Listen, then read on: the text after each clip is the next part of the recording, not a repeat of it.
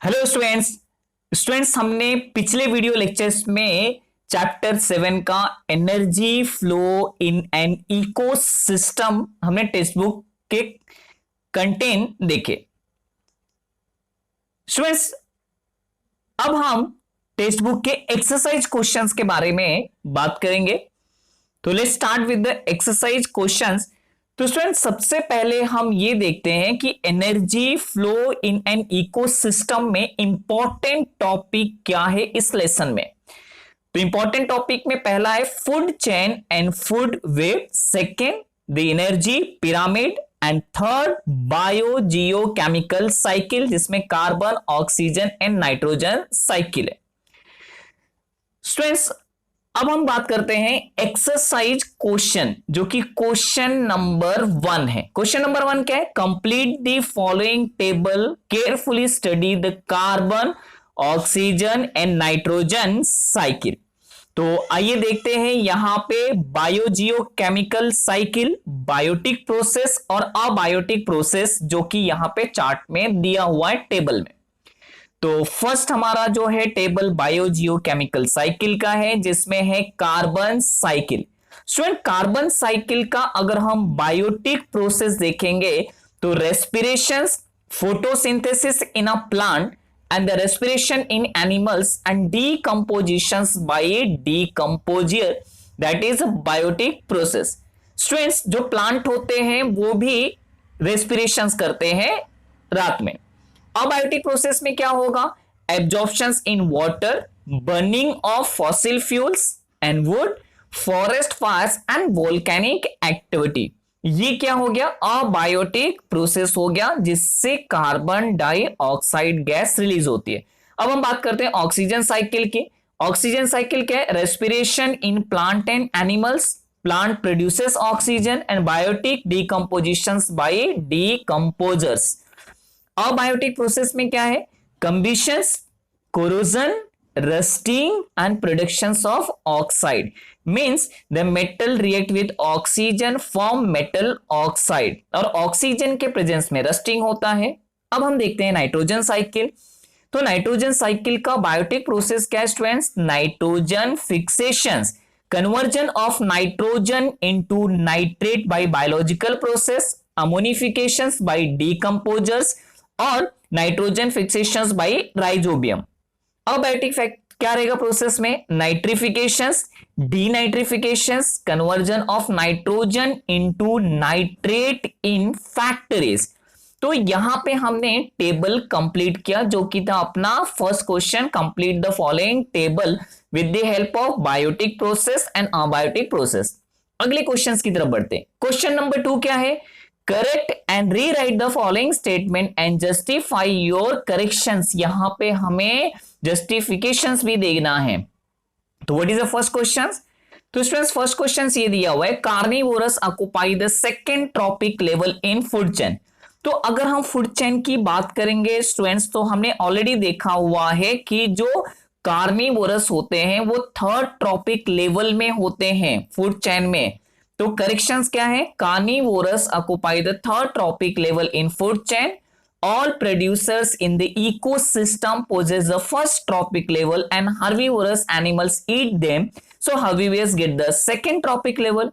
Carnivorous animals eat these herbivores, therefore carnivorous obtain third tropic level in the food chain. तो यहां पे क्या हो गया corrections? Carnivorous occupy the third trophic level in a food chain. Second question देखते हैं। Second question क्या है? The flow of nutrient in the ecosystem is considered to be one way transport. One way transport है तो इसकी example हम कैसे लेते हैं? The flow of nutrient in ecosystem is considered to be cyclic, not a one way, क्योंकि cyclic रहता है जहां पे न्यूट्रिएंट का ट्रांसफर होता है producers to decomposer. Once again, nutrient necessary for the growth of organisms are continuously transferred from abiotic to biotic factor, biotic to abiotic factor within an ecosystem। जहां पे हमने साइक्लिक में कार्बन साइकिल, ऑक्सीजन साइकिल और nitrogen cycle देखा। cycle operates continuously through a medium of biosphere formed by lithosphere, atmosphere and hydrosphere. Therefore flow of nutrient in an ecosystem is considered to be cyclical. तो यहां पे corrections हमने क्या बोला कि one way transport नहीं होता है, क्या होता है, साइक्लिकल होता है। स्टूडेंट्स हम नेक्स्ट क्वेश्चन की तरफ बढ़ते हैं। अपना नेक्स्ट क्वेश्चन से वो है क्वेश्चन नंबर क्या है, सेकंड का सी। क्या दिया हुआ है, plant in an ecosystems are called primary consumer. तो अगर हम प्लांट की बात करेंगे तो प्लांट सबको पता है कि प्लांट क्या होता है, प्लांट होते हैं प्रोड्यूसर्स। तो जो यहां पे प्राइमरी कंज्यूमर है वो क्या है, herbivorous in ecosystems are called primary consumers. They are directly dependent on autotroph. Autotrophs यानी students producer, example grasshopper, squirrel, elephant. Therefore herbivores in ecosystems are called as a primary consumers. Okay? अब हम next question की तरफ बढ़ते हैं। तो ये हमने यहां पे देखा क्वेश्चन नंबर 2। अब हम बात करते हैं क्वेश्चन नंबर 3 जो कि है साइंटिफिक रीजन, जिसका फर्स्ट क्वेश्चन है flow of nutrient through an ecosystem is cyclic. जो अभी हमने एक साइक्लिक देखा, कैसे, nutrient necessary for the growth of organisms are continuously transfer from abiotic to biotic factors and biotic to abiotic factor within an ecosystem. तो हमें पता है कि हर एक ऑर्गेनिजम्स को ग्रोथ और डेवलपमेंट होने के लिए न्यूट्रिएंट की जरूरत होती है और ये न्यूट्रिएंट ट्रांसफर होते हैं। Therefore, second point क्या बोला है, this cyclic operates continuously through the medium of biosphere formed by lithosphere, atmosphere and hydrosphere. तो न्यूट्रिएंट का ट्रांसफॉर्मेशंस होता है। The examples of carbon circulations and recycles of carbon from the atmosphere to living organisms and after their death back to the atmosphere called as a carbon cycle. तो हमने carbon cycle में already देखा कि circulations और recycling होता है carbon का, जिससे प्लांट क्या करते हैं, कार्बन डाइऑक्साइड का इस्तेमाल करते हैं फूड प्रिपेयर करने के लिए and same food is consumed by that herbivorous consumed by the primary, secondary, tertiary. Then फिर से क्या होता है, डिकम्पोजिशन होता है and other cycles of nutrient follow the same path. Therefore flow of nutrients are cyclic. Next question क्या है, question number 4 है explain the following cycles in your own word with the suitable diagram. तो diagram के help से हमें क्या करना है, इसको एक्सप्लेन करना है। कार्बन साइकिल, तो स्टूडेंट्स ऑलरेडी हमने वीडियो लेक्चर्स में देखा है कार्बन साइकिल, बहुत सिंपल तरीके से था। तो पहला हम डेफिनेशंस देख लेते हैं क्या है, the circulations and recycling of carbon from the atmosphere to living organisms and after their death back to the atmosphere is called the carbon cycle. तो यहां पे क्या हो रहा है, सर्कुलेशंस हो रहा है और रिसाइकलिंग हो रहा है। अब इसमें होता क्या students, abiotic carbon atoms are circulated and recycling into biotic, जैसे कि फोटोसिंथेसिस और रेस्पिरेशन दो प्रोसेस होता है। फोटोसिंथेसिस में प्लांट कार्बन डाइऑक्साइड का इस्तेमाल करते हैं, फूड प्रिपेयर करते हैं, ह्यूमन फूड कंज्यूम करता है और कार्बन डाइऑक्साइड एक्सेल करता है। तो plants convert carbon dioxide into carbohydrate by the process called as a photosynthesis. Similarly they produce carbon compound like protein, जो कि हमारे बॉडी के ग्रोथ और डेवलपमेंट के लिए सबसे एसेंशियल है, and fat. Herbivorous feed upon plant. Carnivorous feed upon herbivorous. In this way, biotic carbon is transported from plant to herbivorous, from herbivorous to carnivorous, and from carnivorous to apex consumer. तो ये हम एक diagram देखते हैं। नीचे देखिए क्या दिया हुआ है, एक डायग्राम है। इस डायग्राम में हमें समझ में आ रहा है इंटायर कार्बन साइकिल। तो स्टूडेंट्स ऑलरेडी यहां पे हमने क्या देखा, circulations and recycling of carbon from atmosphere. तो कार्बन साइकिल के देखिए यहां पे क्या है, कार्बन इन एटमॉस्फेयर, यहां पे आप स्टेप ध्यान में रखिए, कार्बन इन एटमॉस्फेयर, ओके। तो बायोटिक कार्बन में कन्वर्ट होता है कैसे? Carbon intake by plant in form of carbon dioxide and that carbon in present in animals and carbon absorbed in water from the carbonic acid and carbon in fossil fuel। तो ये क्या हो गया? Biotic relations हो गया। अब इसी biotic relations का क्या हो गया? Carbon release by decomposers by decaying body, carbon dioxide release from factories, combustions of fuel, carbon released by animals by respiration process is back to the carbon in atmosphere। तो students यहां पे देखिए ये क्या हो रहा है? एक साइक्लिक हो रहा है जहां पे बायोटिक कार्बन से अबायोटिक कंपोनेंट कार्बन एटमॉस्फेयर में फिर से साइक्लिक मैनर से पहुंच जा रहा है। तो this is what the biotic carbon is convert into the abiotic. Next one, nitrogen cycle. तो नाइट्रोजन साइकिल बहुत ही इंपॉर्टेंट है। तो हमने क्या देखा था students? Approximately 78% of air is nitrogen and nitrogen is important to life because it is a key part of amino acid and nucleic acid. Students जो अमीनो एसिड्स होता है ये प्रोटीन के फॉर्मेशंस के लिए रिस्पॉन्सिबल है। Neither plant or animal can obtain nitrogen directly from atmosphere। तो atmosphere से जो नाइट्रोजन है इसको हम डायरेक्टली नहीं ले सकते, इसके लिए हमें प्रोसेस की जरूरत पड़ती है और ये जो प्रोसेस है इसको कहा जाता है nitrogen fixation. The key players in this process are nitrogen fixing bacteria, जो कि ऑलरेडी हमने स्टडी किया था, rhizobia. Okay, these organisms convert nitrogen into nitrate and this process is known as a nitrification। तो क्या हो गया? The process in which the microorganisms convert nitrogen into nitrate। Nitrate is then consumed by plant and the final aspect of nitrogen cycle is process of denitrification। इस process में क्या होता है? Nitrogen separate हो जाता है और फिर से रिलीज हो जाता है एयर में with the variety of microscopic bacteria, fungi and other organism. In this way nitrogen cycle goes on. तो अब हम इसको एक पूरे साइक्लिक मैनर ऑफ चार्ट में समझते हैं। तो स्टूडेंट्स अपने पास में देखिए ये क्या बता रहा है? ये हमारे पास में आ रहा है एक चार्ट जिसमें से नाइट्रोजन साइकिल आपको दिखाई दे रहा है। तो नाइट्रोजन साइकिल में यहां पे क्या हो रहा है? एक कन्वर्जन हो रहा है, यानी एटमॉस्फेरिक नाइट्रोजन का इस्तेमाल कौन कर रहा है? प्लांट कर रहे हैं। Okay, with the help of a nitrogen फिक्सेशंस।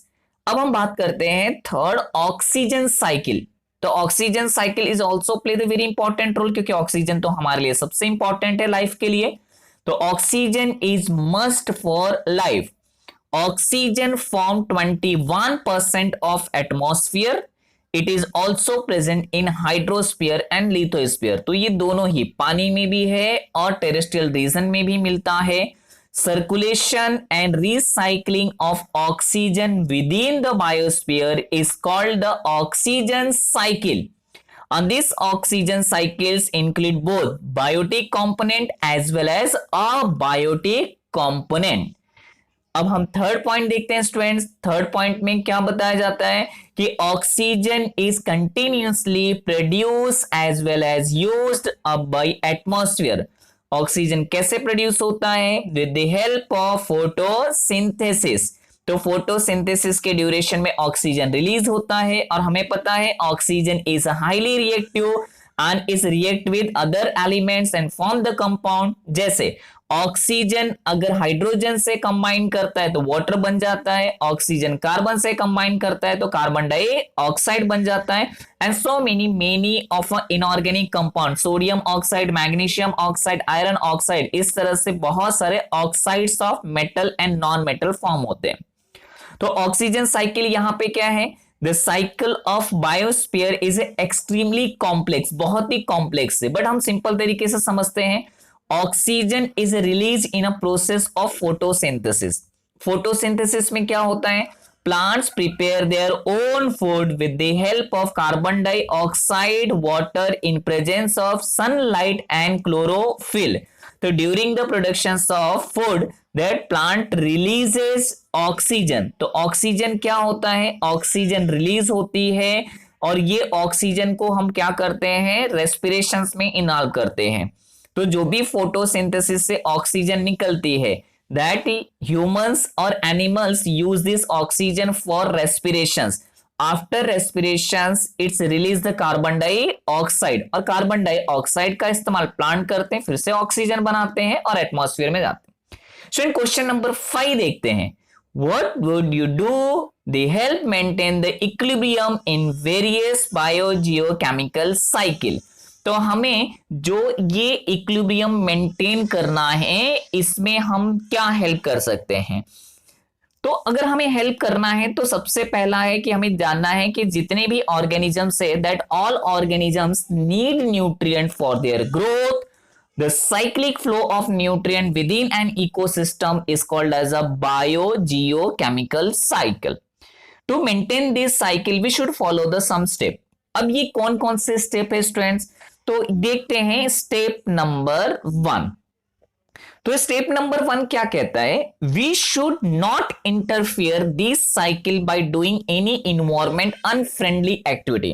But human beings are doing unfriendly activity, क्योंकि जो फैक्ट्रीज वगैरह होती है उससे बहुत ज्यादा गैसेस निकलती है। सेकेंड पॉइंट क्या दिया? We must stop cutting the trees and kill wild animal.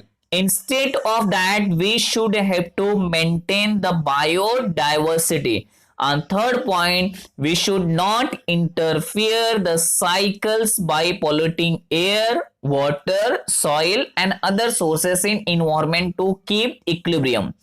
तो अगर हम इन्वायरमेंट को क्लीन और क्लियर रखेंगे तो ये जो बायो जियो साइकिल से ये मेंटेन रहेगी। We should plant many more trees to maintain the equilibrium in various bio Jio chemical cycle. तो यहां पे हमने 4 इंपॉर्टेंट पॉइंट देखे।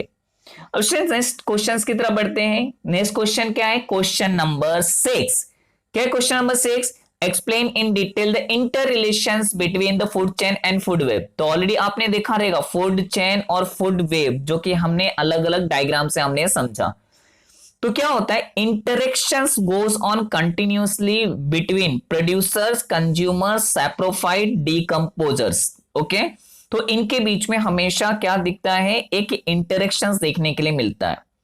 There is a defined sequences in these interactions which is called as a food chain. तो food chain में एक definite sequence होता है। ईच चेन कंसिस्ट ऑफ 4, 5 और more link. There are many food chain which are the interconnected at the various level. तो अलग अलग level में ये चैन है। तो अगर ये चैन एक साथ में होता है तो ये फूड वेब फॉर्म होता है। तो अगर हम फूड वेब की बात करें तो फूड वेब्स क्या है? Interconnection of various food chain. तो आपस में बहुत सारे फूड चेन मिल करके इनके बीच में जो इंटरकनेक्शन होता है वो बन जाता है फूड वेब। अब क्वेश्चन नंबर 7 देखते हैं स्टूडेंट्स। क्या है? State the different type of biogeo chemical cycle and explain the importance of two cycle. तो यहां पे इंपॉर्टेंस हमें क्या देखने के लिए मिल रहा है कि जैसे अगर मैं बायोजियो साइकिल्स देखूं तो biogeo cycles are classified in a 2 type. तो types of biogeo cycles, there are 2 type of biogeo chemical cycle, gaseous cycle and sedimentary cycle. एक गैसियस साइकिल हो गया। गैसियस साइकिल में हमने क्या देखा? Carbon dioxide, water vapour, nitrogen and oxygen. तो ये इंपॉर्टेंट गैस है which play the very important role to maintain the biogeo cycle. Sedimentary cycle consist of component like iron, calcium, phosphorus etcetera. तो iron cycle, calcium cycle, phosphorus cycles, these are the sedimentary cycle. तो importance of अगर देखेंगे ये बायोजियो cycle का, तो इसमें सब importance क्या है? जितने भी लिविंग थिंग्स होते हैं ये सभी को बहुत सारे केमिकल एलिमेंट्स की जरूरत होती है and these must be available from biogeo chemical cycle for the vital role in case. जैसे हमारे बॉडी का जो मेटाबॉलिज्म फंक्शंस होता है, ये सभी फंक्शंस को प्रॉपरली तरीके से काम करने के लिए स्टूडेंट्स हमें आयरन, कैल्शियम, फास्फोरस और ट्रेस मिनरल्स की जरूरत होती है। तो ये सभी चीजें मिलकर के न्यूट्रिएंट फॉर्म करते हैं and nutrient is necessary for the growth of organisms and continuously transfer from abiotic to biotic factor and biotic to abiotic factor। तो यहां पे हमने इंपॉर्टेंस देखा। अगर इंपॉर्टेंस की बात करेंगे तो थर्ड पॉइंट क्या होता है, living things are not possibles without the kind of cycles, यानी कोई भी लिविंग ऑर्गेनिजम्स इस साइकिल के बिना सरवाइव नहीं कर सकता। अगर अभी ऑक्सीजन नहीं मिला आपको, समझिए कि साइकिल में ऑक्सीजन नहीं है, तो it's will effect on living things, they will die. तो ऑक्सीजन नहीं रहेगा तो कोई सरवाइव नहीं करेगा। If carbon dioxide will be not available, plant will be not able to produce the food and they will die. अगर plant नहीं रहेंगे, प्रोड्यूसर ही नहीं रहेगा, तो एनिमल भी नहीं रहेगा, हर्बीवोरस भी नहीं रहेंगे, हर्बीवोरस नहीं रहेगा तो कार्निवोरस नहीं रहेगा, कार्निवोरस नहीं रहेगा तो अपर अपेक्स लेवल एंड डीकंपोजर्स भी सर्वाइव नहीं कर पाएंगे। तो ये इनके बीच में एक इंटरकनेक्टिंग लिंक है।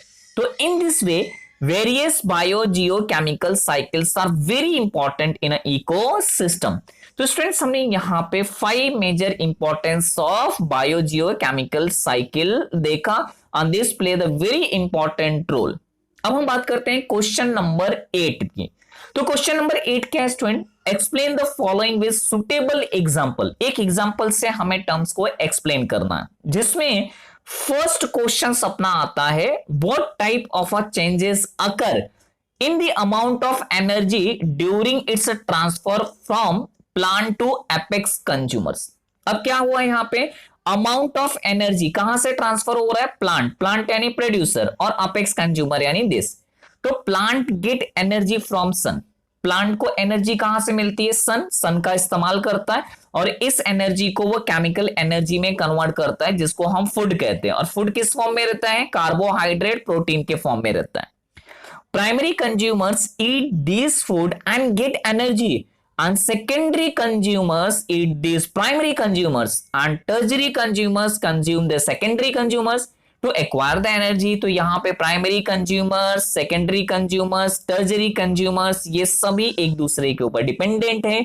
In this way energy is a transfer from plant to apex consumer, यानी प्लांट से ये एनर्जी लेवल बढ़ रहा है। तो while transferring the energy from one level to other, it's get decreases at the each level. Approximately only 10% energy is a transfer from one level to next level, बाकी सब क्या हो जाता है, हीट एनर्जी में कन्वर्ट हो जाता है। तो जब ये हीट एनर्जी में कन्वर्ट हो जाता है तो thus the apex consumers are at the highest level, they get the least energy, यानी जो अपेक्स है, अपेक्स लेवल पे जैसे टाइगर हो गए, ईगल हो गए, that get the very least energy. In this transformation of some energy is lost in form of heat. तो ये हमने यहां पे देखा। अब सेकेंड क्वेश्चन देखते हैं स्टूडेंट्स, क्या है, what are the difference between flow of matter and energy and an ecosystem. तो flow of matter and energy, तो इसके लिए हम क्या करते हैं, एक टेबल बना लेते हैं, flow of matter in form of nutrient और सेकेंड हो गया फ्लो ऑफ एनर्जी। अब इसमें अगर हम फर्स्ट पॉइंट देखेंगे स्टूडेंट्स, तो all organisms need some constitute for their growth. Okay, जैसे कि ग्रोथ के लिए क्या चाहिए, हमें प्रोटीन चाहिए, प्रोटीन इज एसेंशियल। दूसरा क्या होता है कि हमें जिंदा रहना तो एनर्जी चाहिए, यानी जो भी हम मूवमेंट करते हैं, जो भी बातचीत करते हैं, जो भी एक्टिविटी करते हैं, that is need a energy. तो all organisms need energy to do the movement and other process. The flow of nutrient is cyclic, ये सभी साइक्लिक न्यूट्रिएंट होता है। और flow of energy is one way, यानी energy फिर से हम इसको रोटेट नहीं कर सकते। Nutrients are transfer from producer to trophic level and again back to the atmosphere, यानी जो भी हम खाए पिए, जो भी अपनी बॉडी हमने बनाई, इस बॉडी में जो भी न्यूट्रिएंट है, फाइनली डेड होने के बाद में सभी न्यूट्रिएंट ये एटमॉस्फेयर में रिलीज हो जाती है, लिथोस्फीयर में चली जाती है, एटमॉस्फेयर में चली जाती है, हाइड्रोस्फीयर में चली जाती है। इसी को कहा जाता है biogeochemical cycle. But plant get energy from the sun. अब यहां पे देखिए, प्लांट कहां से एनर्जी ले रहा है, सन से ले रहा है, transfer to the different trophic level. लेकिन ये सन को फिर से एनर्जी दे रहा है क्या, नहीं, the energy never return to the sun, so this flow is one way transport. तो यहां पे दो चीजें ध्यान में रखिए, फ्लो ऑफ न्यूट्रिएंट साइक्लिक होता है और फ्लो ऑफ एनर्जी क्या होता है, वन वे ट्रांसपोर्ट होता है। तो स्टूडेंट्स हमने यहां पे क्वेश्चन नंबर 8 कंप्लीट किया, जो कि एक्सरसाइज क्वेश्चंस का सबसे इंपॉर्टेंट क्वेश्चंस ये है, व्हाट आर द डिफरेंसेस। तो इसी के साथ में हमने ये chapter number 7 energy flow in an ecosystem हमारा कंप्लीट